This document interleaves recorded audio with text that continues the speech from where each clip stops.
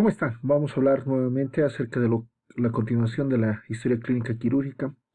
Esta es la historia clínica, la cual se usa, ya ayer mencionábamos, donde se entra la afiliación, el número de historia clínica, el cual va a identificar al paciente desde la primera vez hasta el último día a la cual siga acudiendo. Va a permanecer esta historia, la edad, el sexo, lugar de nacimiento, procedencia, para poder determinar algunos tipos de factores que van a depender de patologías que pueden ser por la edad o por el sexo, por el lugar de nacimiento o la procedencia donde puedan tener, o patologías a través de la ocupación que puedan dar de determinadas situaciones que el paciente pueda tener y esta consecuencia de la ocupación que pueda tener. Aquí tenemos la fecha de ingreso, eh, fecha, hora, servicio, sala y cama. En caso de que el paciente sea egresado, tenemos aquí toda la fila y si es trasladado a algún otro servicio, se puede realizar nuevamente. Las operaciones que ha tenido, los diagnósticos que ha tenido y otras cirugías las cuales se ha tenido. Ya cuando hablamos acerca de la historia, tenemos que ver que el nacimiento, primera y segunda infancia, la actividad sexual que pueda tener, alimentación, alcoholismo, tabaquismo, drogas, el hábito intestinal, las condiciones socioeconómicas, medio habitual y de vivienda son bastante importantes. Nosotros cada una de estas son bien indagadas con la finalidad de poder encontrar patologías las cuales pueden estar asociadas a este tipo de situaciones que el paciente puede tener, enfermedades venéreas, las cuales pueden deberse a actividades sexuales, obesidad, las cuales se van a deber al tipo de alimentación que actualmente tenemos, el alcoholismo, el tabaquismo, las drogas que son bastante frecuentes en edades jóvenes, ya en personas mayores, y vamos a ir teniendo de esa forma. Los antecedentes familiares, enfermedades quirúrgicas que pueda tener, ya que muchas veces asemejan pacientes que han tenido cáncer, los hijos pueden tener también cáncer, pacientes que tienen problemas gástricos, los hijos pueden tener problemas gástricos, pacientes que tienen patologías de vesícula biliar, los hijos también seguramente van a tener patologías. Entonces tenemos que ir averiguando, ya que pueden ser muy importantes para poder determinar la causa o las patologías que el paciente pueda tener. Hereditarias, el estado de salud de los padres, los hermanos, el cónyuge y los hijos que puedan tener cada una de esos. ¿Cómo tengo que hacer? Ante los antecedentes patológicos que pueda tener el paciente, tengo que saber el problema, el cual y cómo ha recibido el tratamiento. Por eso es importante preguntar qué enfermedad tiene. Seguramente el paciente va a responder hipertensión arterial, indicar cuál es el tratamiento, puede ser cualquier tipo de antihipertensivo, puede ser con o sin diurético. Nosotros tenemos que saber cuántas veces toma, cuál es la cantidad para saber si ha sido anteriormente sometido a algún tipo de cirugía, porque puede haber patologías quirúrgicas las cuales están asociadas a las anteriores cirugías que el paciente ha tenido. Y si ha sido operado, ¿cuál ha sido el resultado? Bueno, malo, ha habido algún tipo de complicación, hasta ha sido necesario intervenirla una, dos, tres veces. Entonces es importante que nosotros vayamos a tener. Entonces tenemos que preguntar si tiene alergias, medicamentos, si toma algún medicamento, el consumo de alcohol, si es frecuente, diario, semanal, mensual, ocasional, algún tipo de carencia nutricional que pueda tener, enfermedades de importancia o lesiones que puedan tener el paciente. El paciente, el motivo de consulta va a ser signos, síntomas o síndromes que pueda presentar. Lo primero, cortésmente saludar al paciente, preguntar el motivo de la consulta, el motivo de la visita por el cual está viniendo, saber exactamente cuándo empezó los síntomas y si has recibido algún tipo de tratamiento. Hay muchos de los pacientes que se automedican, por eso normalmente nuestras farmacias logran vender analgésicos como si fueran pipocas y el paciente va tomando, va tomando y va tomando y va escondiendo patologías que posteriormente se pueden complicar. Normalmente nosotros, si el paciente ha tomado algún tipo de tratamiento o ya ha tenido la patología, ha recibido un tratamiento, tenemos que preguntar cuál ha sido la evolución de este, si ha sido favorable, desfavorable, si ha sido bueno, ha sido malo, y generalmente preguntar dónde se localiza el dolor, si este dolor se irradia a otra parte del cuerpo, cuán frecuencia experimenta el dolor, una vez por semana, dos veces por semana, todos los días. Entonces nosotros tenemos que indagar sobre el síntoma que el paciente pueda tener de forma característica. ¿En qué momento se experimenta más? En las noches, de día, de pie, de sentado, mientras come. Entonces, y calificar la severidad que ésta pueda tener en el paciente. Referido a la exposición cronológica sistemática de afección, entonces tenemos que ir dando de forma adecuada a sus 19 años apendicectomía, a los 31 hematemesis, entonces tenemos que ir de forma ordenando todas las patologías, todos los tratamientos de forma adecuada para que se pueda entender y eso pueda orientar al médico a saber cuáles las comorbilidades que el paciente pueda tener. Entonces, si voy a hablar del dolor, localización, irradiación, dónde empezó, si fue repentino, fue gradual, las características de este dolor, si es urente, tenebrante, sordo, cólico, todos los tipos de dolores que puedan existir, calma o no calma, calma con medicación, no calma. Hay algo que disminuye, puede ser una posición antiálgica, algún tipo de mate. Entonces tenemos que preguntar todo eso, ¿es constante o es intermitente? Se asocia algún tipo de factor, entonces el paciente nos va a ir ayudando. Los vómitos, ¿qué fue? ¿Qué vomitó el paciente? ¿Qué aspecto tenía? ¿Cuántas veces vomitó? ¿Cuál es la frecuencia? Si ha sido en proyectil, se asocia al dolor.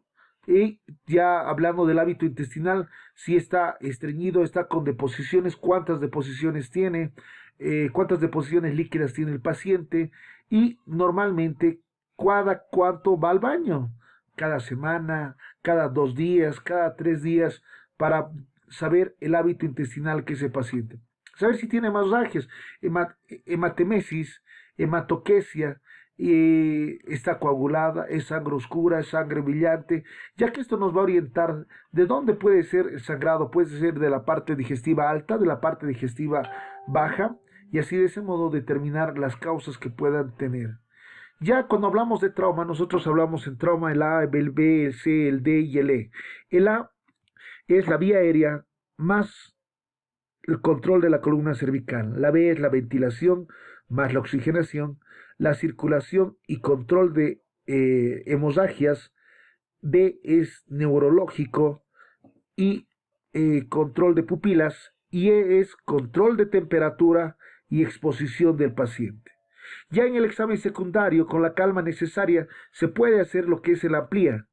A de alergias, M de medicación habitual, P de patologías o enfermedades previas que haya tenido el paciente, L que significa libaciones, y las libaciones son el último alimento o bebida que haya tenido el paciente, ya en el ambiente o circunstancia que se ha podido producir el hecho del paciente.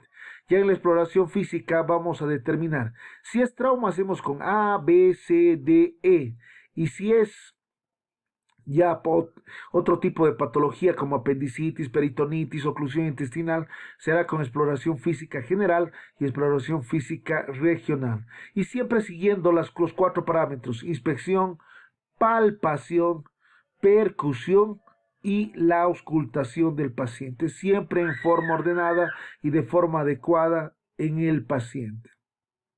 Entonces, como decíamos, en emergencias, si los pacientes son trauma, hacemos con el A, el B, el C y el E. No olvidarse que es una manera rápida, sencilla de poder evaluar la gravedad del trauma en el paciente que haya tenido. Esta es una hoja de trauma la cual nosotros usamos muy frecuentemente y tenemos de forma seguida y de forma adecuada. Ya en el examen físico general vamos a ver la presión arterial del paciente, la frecuencia cardíaca, la frecuencia respiratoria, la talla, el peso que pueda tener, el grado de conciencia, cómo se encuentra la piel, cómo se encuentran las faneras, la parte auditiva, la parte cardiopulmonar, abdomen, genitales, extremidades y neurológico de forma adecuada. Esta ya es una nota del examen físico general y examen físico regional y el examen físico básico. Aquí están parámetros para poder guiar a la persona que está realizando esta historia clínica de ir de forma ordenada, adecuada, el manejo de los pacientes. Datos complementarios, cualquier tipo de estudio que el paciente pueda tener, hemogramas, grupos sanguíneos o químicas sanguíneas, el grupo sanguíneo, el tiempo de protrombina, los azoados, el perfil hepática, el examen general, cualquier tipo de estudio que el paciente pueda necesitar. O estudios complementarios como puede ser tomografías, radiografías, endoscopías, ecografías, lo que así el paciente necesite para que nosotros podamos llegar a un diagnóstico adecuado. Entonces, los datos complementarios, ¿qué serán? Los estudios complementarios. Todo aquel estudio de gabinete que así el paciente necesite para confirmar el diagnóstico presuntivo que se realizó a través del examen físico del paciente. Puede ser radiografías, ecografías, electrografías, endoscopías. El estudio que sí se necesita, se solicita. Los estudios no diagnostican, solo confirman lo que nosotros estamos sospechando en el paciente. La valoración y el plan va a ser a través del diagnóstico presuntivo, la conducta y el tratamiento que va a seguir. Hay que ver si este tratamiento puede ser médico o tiene que ser quirúrgico. Si es quirúrgico, tenemos que hacer el relato operatorio y la epicrisis. Este es el consentimiento informado, el cual es muy importante para poder realizar cualquier tipo de procedimiento, sea menor o sea mayor, nosotros tenemos que realizar. Aquí es la autorización del paciente. Yo, Johnny Romero, con número de carnet 252525, autorizo al personal médico de este hospital a realizar la siguiente operación o tratamiento especial. Aquí se debe realizar la explicación adecuada de lo que se va a realizar: apendicectomía, colicistectomía convencional, colicistectomía laparoscópica, simoidectomía más colostomía, y anotar todas las complicaciones que se puedan tener. Persona que está autorizando, que es el paciente, y los testigos para poder hacer. En caso que el paciente esté inconsciente, esté mal y no pueda valerse, tiene que ser el familiar más directo que pueda tener el que va a utilizar como hijo, como padre, como esposa para poder realizar eso.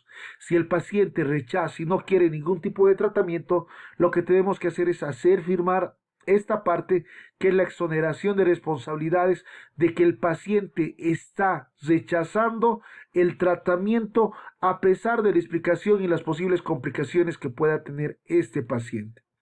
Este ya es el relato operatorio de forma adecuada y llenándole los hallazgos más importantes y el procedimiento paso por paso, desde la incisión hasta el cierre más adecuado. Esta es la hoja de anestesia, la cual nosotros vamos realizando de forma adecuada, hora por hora, los medicamentos que han usado, las técnicas, los agentes, las soluciones que se están realizando, si ha sido con tubo o sin tubo, para poder realizar el mejor manejo de estos pacientes. Aquí está una hoja para control de temperaturas y para los líquidos que se han podido realizar en el paciente.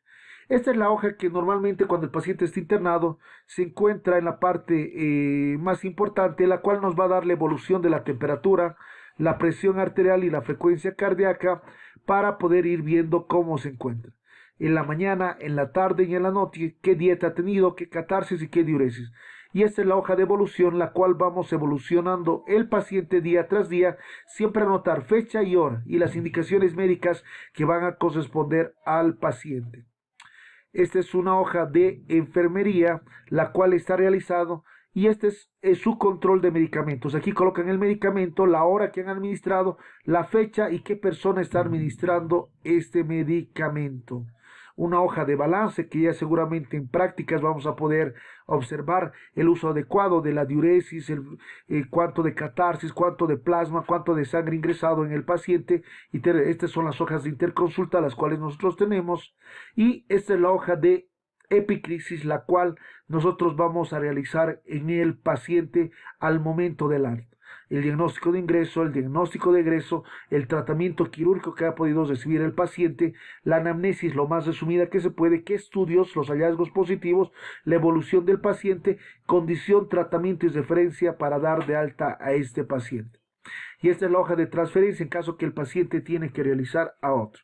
Entonces, esta es la historia clínica quirúrgica, la cual nosotros vamos a ir realizando de forma constante y de forma adecuada para el manejo. Ante cualquier duda, por favor, consultar a través del grupo y de ese modo ir mejorando más y más en el manejo de la historia clínica en el paciente quirúrgico. Gracias.